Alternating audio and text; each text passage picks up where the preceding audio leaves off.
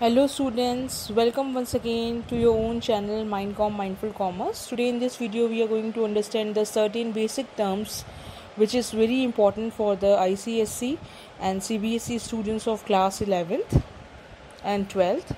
Today we are going to understand the human wants and its features. This video is very fruitful for you all as I have explained each and every terms in very simple language along with the examples. So come on, let's start our video. Now let us understand the term human wants. In ordinary language, the word want and desire are used in the synonymous sense, or we can say that both are used in a same sense. But in economics, these terms have a different meaning. The term desire is a wish to have something. Suppose if I wish to have a iPhone X, then this is only my wish. Okay, it will not convert into the want until and unless I will make an efforts to acquire the iPhone X. So we can say that desire is a wish to have something, but want is an effective desire for a particular thing which can be satisfied by making an efforts to acquire it. Now the term efforts here means related to the earning of income. I will not able to buy anything in a market without an income. Okay, so when I put in efforts or when I earn an income to purchase that thing, then that efforts will convert my desire into my want. Now for the sake of better understanding, let us take another example. If I may desire to have a Honda City car, but it would become my want only if I am ready to make an efforts like earning income to acquire this car. Now, further, the human wants are classified into two broad categories: primary wants and secondary wants. As you are very well known, the primary wants are related to the commodities of necessities, whereas the secondary wants are related to the commodities of comforts and the luxuries.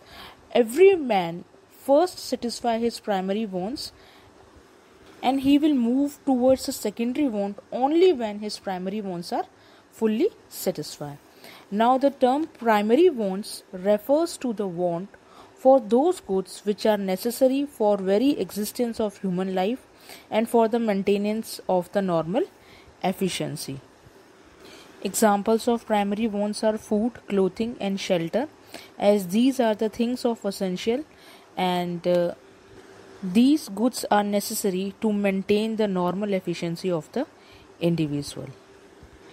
Now the secondary wants are those wants which arise only after the primary wants are satisfied.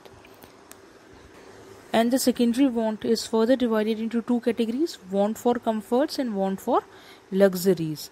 Now these are comfort goods are those goods which are the source of comfort and the happiness of the people. For example, sofa set, music system, refrigerator, cooler, all these are the examples of the comfort goods. Whereas the luxury goods are those goods which are very expensive and which are meant to show the wealth and the power of the person.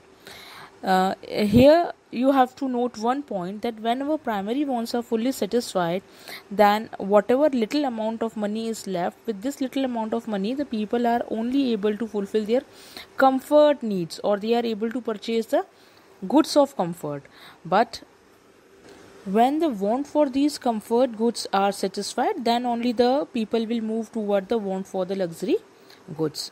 Now what do you mean by the want for the luxury goods? As I have already told you, luxury goods refers to those goods which are very expensive and which are meant to show the wealth and the power of the person.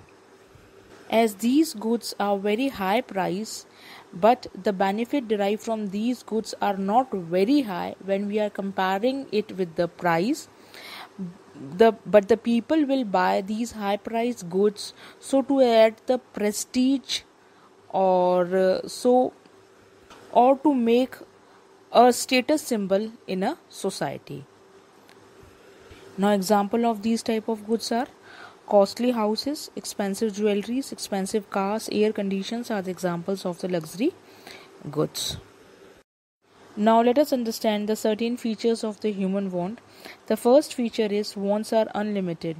As we have also understood this feature in the last class when we have done the definition of economics, as we are very well known that the human wants are unlimited and endless. At some time it has been said that these wants remain with the man till he goes to the graveyard. So whenever our one want is satisfied, another want will crop up. So we used to say that wants are unlimited because the people have multiple wants and many wants are cumulative, and at the same time people acquire the new wants.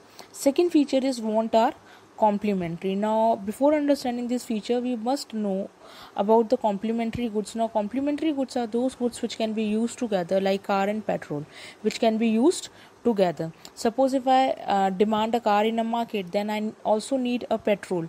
So whenever I demand a car, I also demand a petrol in a market. So the complementary wants means two or more goods are wanted together. The want for these goods is said to be the complementary. The want for a car creates the want for the petrol. Okay, now the third want is a substitution of want. Now the substitute goods are those goods which can be used in place of one another. So here if we demand one commodity, then we will not demand its substitute, then we will not demand the substitute goods. Okay, so we can say that when a particular want can be satisfied by a one good or by the other. For example, if I am thirsty, so my thirst can be satisfied either by a cold drink or by a glass of juice. So here I will not consume both cold drink or juice. I will take one option. Either I will go for a cold drink or I will go for a juice. So the substitution wants or substitution wants are those wants, or substitution goods are those goods which can be used in the place of one another. Another feature is the want are competitive. So man has a limited income, and with this he can purchase either a one commodity or other. Therefore these commodity will compete with each other. As we have already studied in the last class, then we are having a limited and the scarce resources, and with this these scarce resources are having an alternative uses. So we have to choose we have to make a choice between the more important needs and the less important needs. So more important needs and non-postponement of the needs can be satisfied first, and the needs which we can postpone can be satisfied later on. So fifth feature is wants multiply. So it is a very important feature of human want that it's tend to multiply over a time. With the growth of human knowledge and science and technology, new goods have been produced. So this led to the creation of new wants. For example, the want for a microwave oven has been created after the discovery of such an oven some time back. Another feature is want recur. It means want are recurring in nature. When we satisfy the want once, then it is not possible for the when we satisfied our want once, then this satisfied want will be only temporary in nature in the case of necessity commodities. Okay, so they are only temporary in nature, therefore they appear again and again. For example, we can take the example of food in this case. If I have a meal in the morning, it does not mean that I'll not feel hungry in the evening.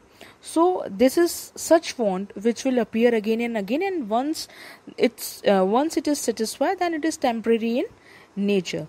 But in the case of endurable goods, these wants are permanent for some time.